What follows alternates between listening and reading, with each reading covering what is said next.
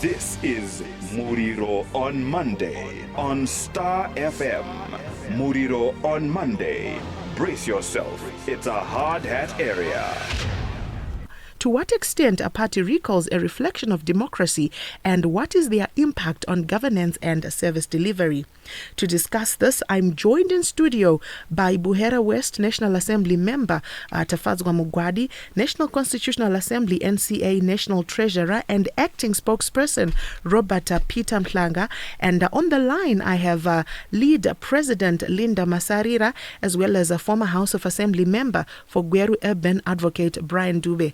Linda and gentlemen, good evening, and thank you very much for being part of this show. Thank you very much. Thank you, Linda. All right, and my guests on the line, Linda and Brian, good evening, and thank you very much for joining us. You're welcome. Thank you for inviting us, Linda. I'll just begin with my guests in studio, Tafadzwa. How did we get to having this law of recall? Maybe for the benefit of our listeners, is it something you can just take us through briefly? I think, Linda, the baseline is to understand that the political party is a living organism itself. It should survive. And it should survive on the basis of its members and its deployees observing its existence and the rules and guidelines that it provides for them. So Section 129 of the Constitution, I think it is there to protect that imperative. The political organization, the political party, is the one that deploys members of parliament, members of the local authority. It is the one that deploys its membership to various, designations to serve in government in public offices. So it is always important, I think, for the political organization, the political party to survive. It must. That survival is hinged on the behavior of its deployees in various capacities, and members of parliament are not an exception, Linda, to protect the political party, which is a key player in the elections, which is a key stakeholder in development. Because, for example, if you were to ask me here, Linda, I'm a member of parliament from ZANU-PF, and if I cease to behave in a manner that is befitting of a ZANU-PF member, that is in line with the ZANU-PF ideology, that is in line with the furthering ZANU-PF ideas, I therefore cease to be a useful member of parliament for purposes ZANU-PF, because it is the party on whose name I have been elected and on whose name the public has had confidence in me, and on whose promise the public again has had confidence in me to be a member of parliament. So if you then get elected and start undermining that political organization, that political party and its membership that has voted for you, and most importantly, its ideology and way of doing things, I don't think it is reasonable for you to continue to be in its capacity that it has deployed you to. So that is why I'm sure we have such a regulation. But also I'm pretty aware that if you look in history, yes, of course, there could be allegations that it has been abused or that it has been used to settle scores in political parties. But the truth of the matter, Linda, is that if you were to ask me, in the elections that I've participated, I was not voted as Tafadzwa Mugwadi because the political party, Linda, which is ZANU-PF, where I come from, it was the one on the ballot. There was no government of Zimbabwe on the ballot. There was ZANU-PF. And people had to make a choice on whether they want a ZANU-PF MP or they want an opposition MP, whether they want a ZANU-PF government or they don't want a ZANU-PF government, whether they want a ZANU-PF president or they don't want a ZANU-PF president, whether they wanted a ZANU-PF councillor or they don't want a ZANU-PF councillor, and overwhelmingly and thankfully so, they voted for a ZANU-PF president, a ZANU-PF government, a ZANU-PF MP, a ZANU-PF councillor. So these deployees must therefore behave according to the trust bestowed on them by the people on the basis of the political party they are coming from. That's right, Section awesome. 129. Let's bring in the other panelists. Robert, there has been debate about the section that Tafadzwa makes reference to, Section 129 of the Constitution, which empowers political parties to recall their members from either parliament or local authorities. In your view, Is the law as currently couched justified in a democratic society where political parties have sweeping powers, as Tafadzwa was making reference to recall an elected person without consulting other stakeholders like the voters? I think it's just very unfortunate that this is where we are as Zimbabweans. Right now we're talking of recalls, and to check and even to realize who benefits from these recalls, you stand to ask yourself so many questions. And this is the reason why, as NCA, we've been advocating for a people-driven constitution by the people for the people. There's a reason why we say anything that has to do with the democracy, it has to come from the people. Look at the scenario that we have of recalls. We've got a constituency that have got maybe 18,000 people, 12,000 people vote for a certain individual as their member of parliament. Then maybe a certain individual from within that same party feels, this one I don't like him, or I don't like her. What happens next? They've got scores to settle. The next thing, they recall that person. Not even consulting those 12,000 people that voted for that person.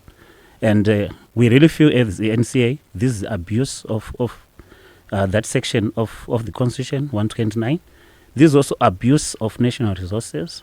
This, to us, doesn't take us anywhere, in any way. Yes, political parties got their own ideologies, but let's look at Zimbabwe as a whole. Let's look at that constitution as a whole. The only thing that we need from voters is just for their vote.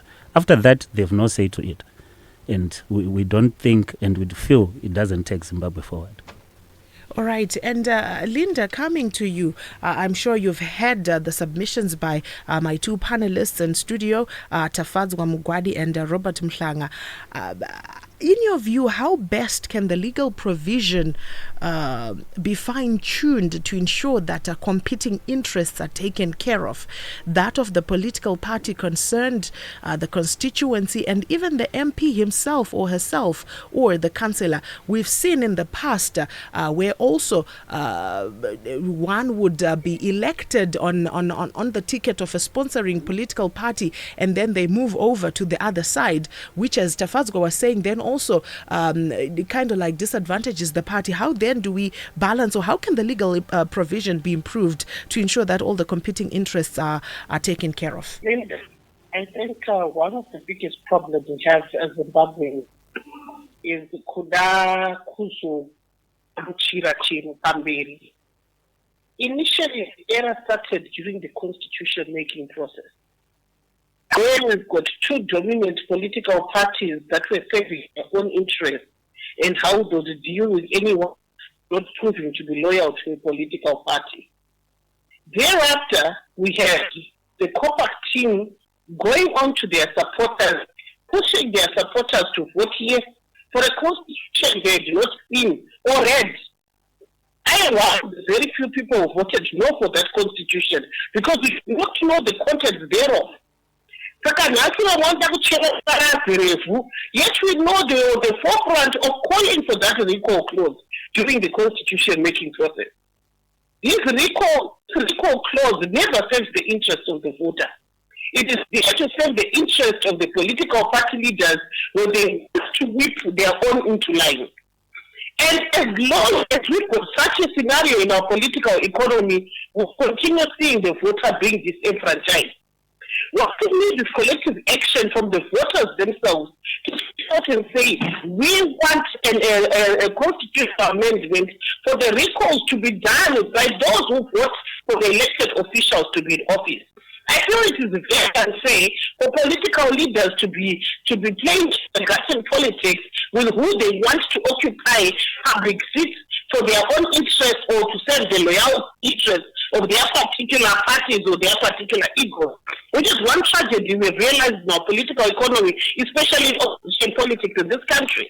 So at the end of the day, the citizens of this country need to understand that they are always shortchanged, always disenfranchised, and they are always dying behind the imposed candidates upon them. It is time that the Zimbabweans rise up and be politically astute, especially when it comes to the type of leadership that they want to lead them in local authorities and in our Augusta.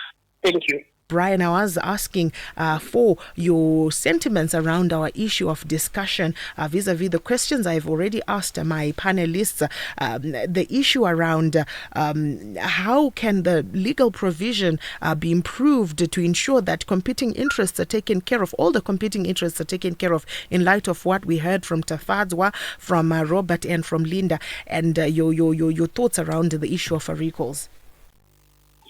Thank you very much, Linda. My thinking actually is that I blame every individual who was in Parliament in 2013, before the Constitution was adopted.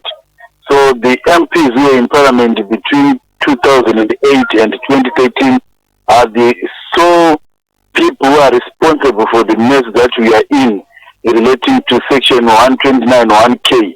On the recall of MPs for ceasing to be members of the political parties to which they belong or where they were sponsored during the elections. Why I blame them is because they came up with a very clumsy provision that has no legal framework in terms of processes and procedure relating to confirmation of seizure.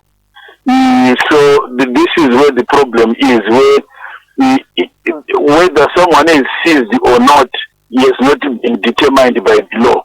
I thought the smartest process would have been the Section 129 1K was supposed to have then a rider to the effect that the removal of that person must be in accordance to the law, because we are a democratic society and we have the already rights that are enshrined in our constitution, including the right for an individual whose rights or interests are being affected to be heard before any determination relating to their status, relating to their rights and interests. So it could have been that smart. So all those were there actually to blame, because they came up with the law that they thought would just be used to harass and intimidate the opponents within political parties. But they forgot that at some point they may be vulnerable. So for the people that are from the party where I belong, the MDC, in its various forms now, including our splinter, which is the ECC, although they want to refuse that they are part of the MDC, they are. And I blame not the current victims, I blame the people who were there then who were so excitable and forgot to actually put the safeguards and securities in terms of where and how a member is determined to have ceased to be a member of a political party. And they were enjoying it because you would realize that MDC has used the recall clauses more than some years, from 2013 to now. And it's actually embarrassing that we have done so. And now in the other splinter, which is now calling itself CCC, although it is part of the MDC, they've continued in that part of continually victimizing each other. So what it then tells us is that we have pretenders to democracy. We have people who actually are putting lip service on democracy, but they are not democrats. They are anarchists, they are anarcho-syndicalists. People are actually enjoying chaos instead of wanting to see Zimbabwe getting better. This is my summary relating to 129 1K, and my belief is that we should have then said a legislation must be put in place to determine processes and procedures on how an individual will be determined by Section 129 1K to have ceased to be a member of the political party which sponsored them. This is my summary, madam.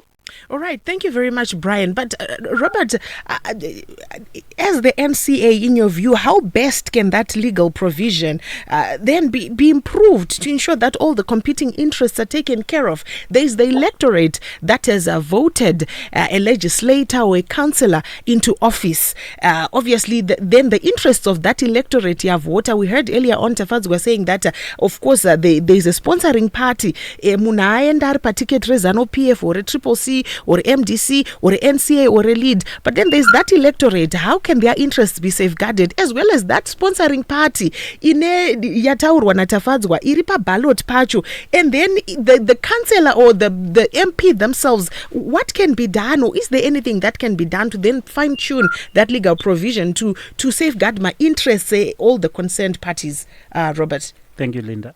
If you really want to be honest, when you talk of democracy, we're talking of numbers here. And you can't talk of democracy where the people who voted are not consulted. And I think, if, in all fairness, it's not fair at all that we just need the electorate to vote for people. In other decisions that have to come after that, even recalling the person that they've chosen, they're not consulted. And we feel that's not democracy at all. If that's the definition of democracy, then as Zimbabweans, I think we are lagging behind. And then the reason why we're saying is the NCA, it is only prudent and it can only be functional if you've got a people-driven constitution where the people that we purport to represent are represented, their views are represented.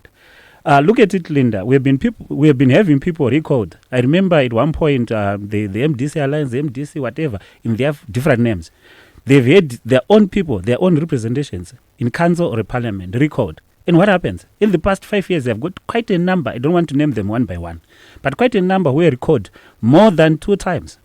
At one point, it was Douglas Monzora, at one point, Coupe, at one point, Jamisa, and whatsoever. But those same people, we use taxpayers' money, they are voted back into council, they are voted back into parliament. The same people. And from the same party. What are we saying? This can only be circus, this can only be drama. And as the other panelists have said, Advocate Dube said, it's just unfortunate. The opposition, we've been abusing this provision more than anyone else. And it's unfortunate, just unfortunate. And at the end of the day, you say to yourself, where are we going? But the electorate has to be at the center stage of everything. They have to be consulted if you want to speak about democracy. And Tafazwa, your thoughts around balancing the interests of all the concerned parties? Well, thank you, Linda. I think what I may just need to educate my colleagues here on the panel is that membership to a political organization is voluntary. The Bill of Rights provide an essential right of right to a political association and political assembly and to belong to a political party of your choice, isn't it? So I don't think it will be fair to the political party from which one is voluntarily and without force chosen to be a member. And then you get elected on the ticket and sponsorship of that political organization so that you adulterate on it when you have crossed the river. I think it is not fair to the political organization. Mind you, leader, the political organization or the political party in this question is an important organism of democracy. We cannot talk of democracy when we don't talk about multipartyism. So democracy without political parties is fallen and it is dead. But the political party itself as a living organism needs also to be protected from the selfish interest of its membership. But in this context, I think the context we are talking about, Linda, what needs to be improved essentially is internal systems, internal democratic systems of a political organization as a standalone. That is why this challenge of recalls has burdened the opposition more than it has done to the ruling party. Why? Because the ruling party has a constitution that has been tested numerous times before the courts, and no one can doubt its existence. The ruling party has its own systems of effecting these recalls based on natural justice, which Honorable Brian Dube has alluded to. In ZANU-PF, no person is expelled before their side has been heard. So we have internal remedies. But unfortunately, the tragedy is in the opposition, where they do not have sometimes, like in this context, they don't have, or they used to have no constitution until Chabangu produced it. They didn't have systems to protect themselves. And therefore, whose funeral is that? It is theirs. All that I would say, of course, Linda, is that yes, the provision might be abused to settle political selfish interests in other organizations. But I think its existence is intended to protect the sanctity of the political party, which is an important player in democratic processes, in democratic elections, and belonging to that political party is voluntary. You choose to belong to it or choose to stand alone. That is why we have independence. And by the way, the number of people, Linda, which you are talking about in constituencies, like my brother Mhlanga is alluding to, that they have not been consulted. Let me remind you that in your history of by-elections, you have given it to 2015, but I will tell you that there was a by-election in Budiriro before 2015 where now Commissioner in the Anti-Corruption Commission, Gabriel Chaiva, was recalled by the opposition, and MDC fielded a man who was called Emmanuel Chisure. And you know what? The trend that we have seen, Linda, if we want to be honest, is that people belong to the political party of their choice and idea, and when they vote, they normally have a tendency of voting along patterns of political belonging. That is why Gabriel Chaiva could not come back when he stood as an independent in Budiriro, but MDC won back their constituents. That is why ZANU-PF won in Chibi when it recalled Kilazivu, but an independent person could not win. That is why, where recalls have taken place, members of the public vote for the political party of their choice and not essentially the individual who was recalled. So I think we also need to look at it from that perspective, that there is no abuse of people, especially when empirical evidence has shown that people have a tendency of voting for the political party they want, not essentially the individual they had supposedly deployed out of that political party. All right, you're supporting that with obviously some factual information there. But Linda, some observers have said that the recent recalls have reversed the gains that have been registered in gender equity and women empowerment, particularly in local authorities where all the first 3 female mayors in Masvingo, Mutare and Epworth, the local board, were recalled. What do you make of the recall of female leaders in the broader context of women empowerment? Going back to my earlier submission, I clearly highlighted that the recall clause was just supported to be in the Constitution to settle political scores within political establishment, which is actually a tragedy, especially for women, considering the structural and systematic marginalization of women even in political parties. And as long as the clause 129 has not been dealt with accordingly, it is always the women who are going to be at the receiving end. The last time we had these recalls, it was mostly the women as well who were recalled. And I think that going forward, instead of crying over spilled milk, we need a class action to go to the Constitutional Court. Because from my perspective, there is no way the political leaders or the MPs in Parliament are going to agree on actually abolishing the recall clause from the Constitution, because it is beneficial to political parties and their leaders. It will only see the light of day when the citizens of Zimbabwe take that action and say, we do not want this, because it is disenfranchising us at the end of the day. It is disenfranchising women who are also getting into office, because when they are removed, instead of going back, especially those who have been gotten in through the proportional representation list, it means that most of them are not coming back. So it is true that it is disenfranchised, and that is a very sad scenario, especially considering the low number of women that were elected directly into office in the 2023 election. All right. Thank you very much, Linda. And Brian, in your view, should there be a way in the law that allows the Speaker or Senate President to exercise some discretion so that he or she satisfies himself or herself that the person writing the letter recalling an MP or a councillor is duly authorized? How can interests, Brian, in your view, be balanced? The desire by a presiding officer not to interfere in internal party dynamics and the need to allow fairness to prevail by allowing duly authorized persons to make recalls. Robert, you could possibly take this. We've then had some sections or those affected saying this is an imposter. The person who has returned to Parliament is an imposter and things like that. Should there be a way, or shouldn't there be a way of allowing the Speaker or Senate President to then exercise discretion to satisfy themselves that the person writing the letter is duly authorized to do so? In all fairness, definitely there's supposed to be a way that someone has to check what we call checks and balances.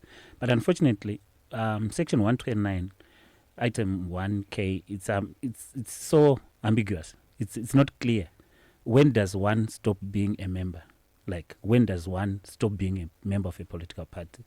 It's just an individual who writes to the Clerk of Parliament and say this one has stopped being a member of our political party, and that's it. That's enough.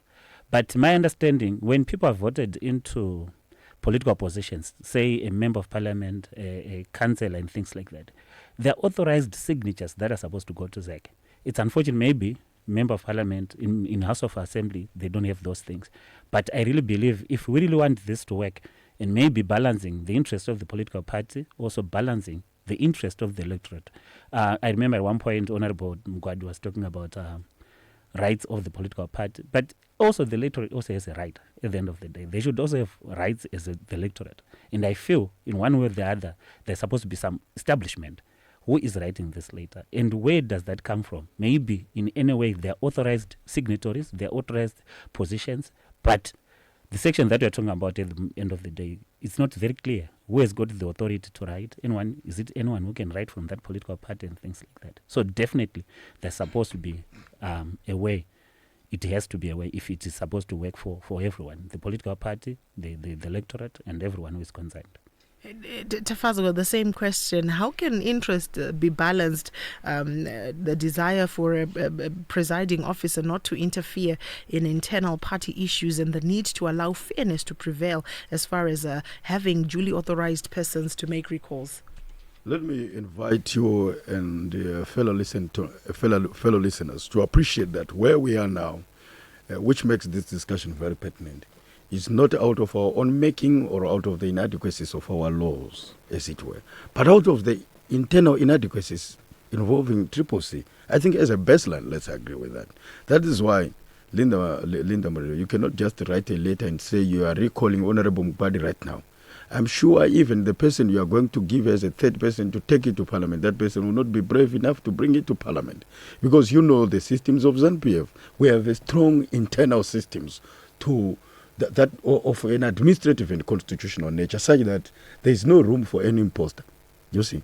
But now, somebody has created a Wadawa Tonga organization, or a Wapusa Wapusa, as they have themselves nicknamed it at some point in time when it was convenient for them to say so. If it is exactly that, then it is easier for anyone to be an imposter. As it stands, Linda, the Speaker of Parliament, the President of Senate, these are very critical organs and positions of state, such that it won't be envisioned that at some point in time we will recruit, or some political organization will recruit the Speaker of Parliament or the President of the Senate to start interrogating their own systems in terms of who is who. That is not the duty of the Speaker. The duty of the political party before it participates in elections is to organize itself around the laws. It is to organize itself as a living organism that should survive in the murky political waters. The CCC as it stands is not organized around such. So therefore, I don't think the remedy will be inviting the Speaker to be the arbiter or the judge in terms of who is who in a political organization. No, that is an internal matter which the political party must resolve. Where they have grievances, they have an easy route to the justice system, which is the court system, and that is where the issues are. But in terms of probably about the efficacy of having Section 129K, I think it is relevant, but I also think that for it to be very effective, in order to avoid burdening taxpayer money and diverting government attention needlessly, because where we are right now in Linda, I would want to make it very clear that I don't think no one really wants to be here. We are just out of a successful election, very free and fair and credible, and the nation was now flying on autocruise, moving on. But look here, some Secretary General from an organization called Chabangu is taking us back. Who wants it? I don't think anyone wants it. But to have a lasting remedy would be to have a regulation that regulates the conduct and formation and registration of political parties. The Minister of Justice, Comrade Ziyambi, has already alluded to it, to ensure that we have parameters on what constitutes a political organization for purposes of participating and deploying members to Parliament, and what safeguards are there in the internal remedies imperative for that political organization to have, to ensure that we don't have some of these things. But the point I'm making as I conclude is, Linda, we are here where we are now, needlessly so, but of course arising out of the immaturity, inadequacies, and so-called strategic ambiguity. This is where It's an ambiguous situation. It's a state of nature. Anyone can be against anyone and be anything.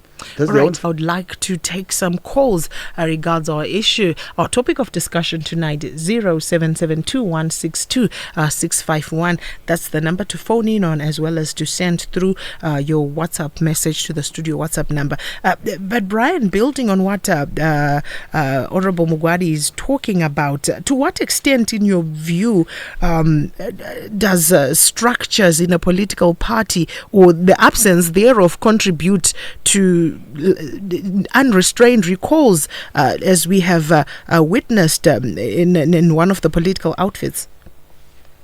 Yeah, it contributes to a greater extent. The disorganization, the greediness within a political party, and the chaos and the giving too much power to individuals as opposed to systems. It exposes the whole nation. I can tell you that we need organized political parties. We need political parties with clear ideologies. And actually what must happen is any sound political party, when it then gets even one MP in parliament, it must have a status quo with the speaker, introduce itself and even submit its signing mandate relating to the political parties finance act, as well as any other subsequent correspondence. That's what should logically happen. But if people are not organized, you always find these challenges where you don't know who is where. And it is smarter to have all these things in advance. And that's why I was saying we then need possibly a regulation where, or a law which then says what happens when a political party gets some elected individuals either in council or in parliament. They must then be able to submit their constitution, to submit their signing mandates, and also possibly have we have a registrar of political parties where we would know who is where, because as far as things are concerned now, we can't be a country of going for elections every day. Now we are going in December. Some people have already been recalled also. Their 90 days is expiring in January. So by January, are going for another election. Possibly other people will be recalled in December and they are due in March.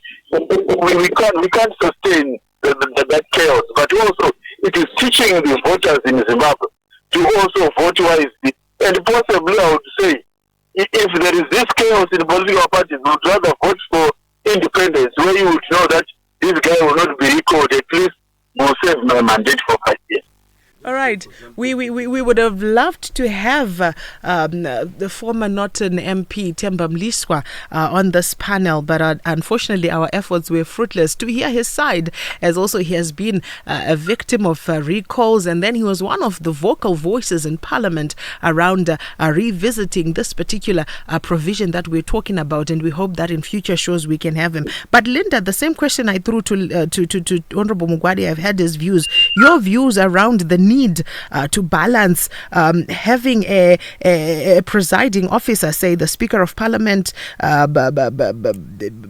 allowing fairness to prevail by allowing duly authorized persons to make recalls and them not interfering in internal party dynamics. We've heard then affected parties saying that the person who is making recalls or who has written to Parliament is an imposter. Can such interests be balanced in your view, Linda? I think first and foremost, Linda, we should stop making excuses for lack of sound political administration on behalf of Triple C. We are strategic and we be about the way they are today. And I believe also that it is not Linda's issue to start interrogating whether this is a party member or not. Everyone in Zimbabwe knows the hierarchy of ZANU-PF, they know the hierarchy of MDCT and all other parties. Why would you not want to let the world know the hierarchy of your own political party is a sound political party? Secondly, I'm in support of the notion that we need political party regulation. Those who should push for a political parties act so that political parties are regulated in this country. They follow a certain particular format which is acceptable. We need to be able to build strong institutions, not strong men that have seen in the politics of this country. Look at other countries. politics. They build institutions. They rely on institutions and not personalities. And as long as we continue the politics of personalities in this country, we will go nowhere. So it's important for the current parliament to ensure that one of the things on their agenda for this parliament is to ensure that they actually pass the political parties bill, so that we have a registrar of political parties, and then we have a specific uniform way on how political parties are dealt with in parliament, in registration, in participation of elections, etc., etc. I think that is the only way we'll be able to end this madness of recalls in Zimbabwe. I'll read some of the messages that are coming through on our WhatsApp messages. I think, Tafadzwa, you can respond to this. Someone says, Linda, first things first on this Chabangu. He's a ZANU-PF project. Simple. Who is he to Triple C party? He's not known, as has been said by the party president, but still he's allowed and permitted to be making those project here, the party that you belong to. Honorable Mugwadi, you'd like to respond to that? If you want to be a successful political party, you must own your dogs. That is what ZANU-PF does when it hits a rock bottom. We had those challenges with the G4. We didn't accuse the opposition of creating the G4. We confronted our own internal systems and resolved the challenges, isn't it? We didn't blame anyone. With regards to this, if he says Chabangu is a ZANU-PF project, then I'm sure entirely Triple C is a ZANU-PF project. And it's therefore unfortunate, and there is no one who can provide a remedy for that, including the caller. By the way, if he suggests that Chabangu is not the Secretary General of Triple C, as he alleges, then the next question is, who is the Secretary General of that organization? If there is none, and then this person has occupied the space that is unoccupied, then whose challenge and whose fault is that? You know, in politics, Linda, I think it's unprecedented to claim that you have a political lacuna or a perennial political vacance where only Chamisa is the non-item there. If that is, then the bottom line is, Linda, own your dogs. That's their own funeral. You don't apportion blame to where it doesn't belong. Look yourself, introspect, and resolve challenges. I'm sure that's why they are reaching out to him. If they are reaching out to him to resolve this issue, then why can they easily reach out to ZANU-PF instead of reaching out to Chabangu as they are doing? They are doing so because they know it's their stray dog. That's their own funeral. On a message on WhatsApp, the listener's number ends with 071, says, Chinorwadza and Cheguti, on all these recalls, how do they recognize us, the voters? We are being hurt, but Atina Kwekuno Isachichemo, Nekuti, those of the other side are happy with all these useless recalls. We are hurt. No, I'm hurt. Then also, I think Brian, as well as, is it Robert, you made reference to the issue here, or was it Brian? The Political Parties Finance Act. What then needs to be done with these latest recalls unfolding? Are we not going to have a Monzora scenario where recalls are made by a small faction of a given political party? It goes on to claim government money under the Political Finance Act. Yes, there will be nothing to show for the recalls and the money claimed for. The government instead leaves the faction saddled with huge debts because of unaccountability. How can this be resolved, Brian? Like I indicated, we simply need to then have a law that regulates the conduct of political parties. But as far as things stand, there is nothing that is there to regulate, because the person who is claiming to be in charge, he is the one who just writes to the Minister of Finance and copy to the Minister of Justice for purposes of getting their funding. And the funding is actually on.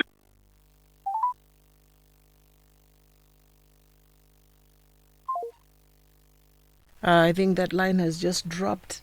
Do we have him on the line? He's there on the line. Hello, Brian. Can you hear me? Hello, Brian.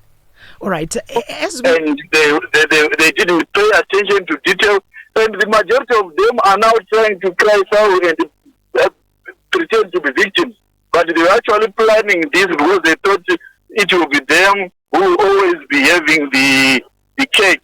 It's unfortunate that they are not the ones, but my point really is, this is not the Zimbabwe that we want, where there is chaos. We deserve better as Zimbabwe. We deserve to move forward. We can't can't be a country of elections every day. And if we cannot deal with this recall issue, we would rather deal with the issue of replacement. To then say, what do we do if we need to replace? We need to go for elections which will be running every day. Or we simply then say, the party that get the seat possibly replaces. But the problem will be, it will be undermining the rights of the voters. But I also heard that there is a voter who is saying they are pissed off. They should be pissed off by this organization within the political parties that they prefer, and they should never blame it on anyone. Because I think it will be overrating ZANU-PF to actually say that everything that happens is because of ZANU-PF. When things happen to MDC, it's ZANU-PF. When things happen to CC, it's ZANU-PF. We are overrating them. We are making them good. Actually trying to give an impression that ZANU-PF is invincible, which is actually a very dangerous notion as far as I'm concerned. Deal with your chaos. Don't overrate these guys. At least for them, I give them credit for being organized in terms of their internal system. But I don't think that it is fair to actually then think that they are the ones who are running all the political parties. And if they are the ones who are running Shawangu, what stops them from running Chamisa? If you are saying they are the ones who are running Imonzora, what stops them from being the ones running leader? So in essence, they are saying there is no opposition in Zimbabwe.